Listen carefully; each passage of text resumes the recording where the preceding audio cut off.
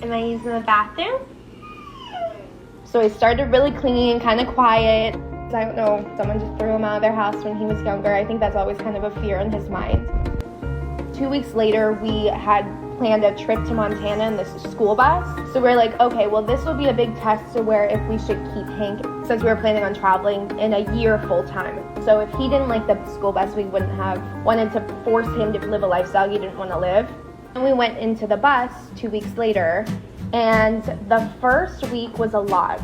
But the second week, he went into a backyard full of grass. That was the first time we saw him run. And we were like, what? He was super happy and just playful. The whole rest of the trip after that, he was so excited to do everything. Inside of our house, he kind of stressed out all the time. But when he was in the bus, like after we would do a bit of a hike or a walk, or he'd get to run outside, he would go in the bus and he'd actually relax for the first time. A lot different than the desert, huh?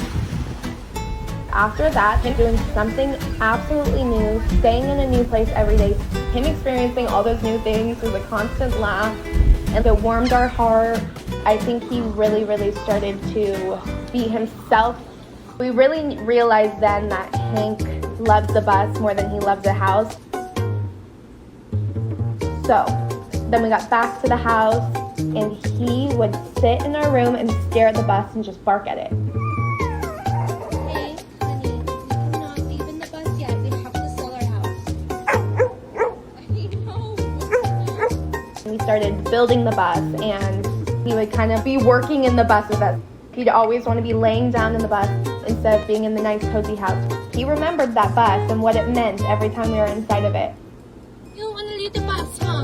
Sometimes I have to pull him out by his leash by the end of it. I'm like, Hank, get down. Like, come on, let's go inside. And he's like, no, Mom, we are inside.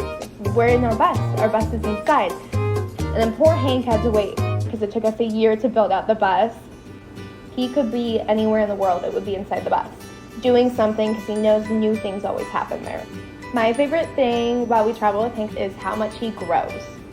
Throughout experiencing more things, it even helps us grow together.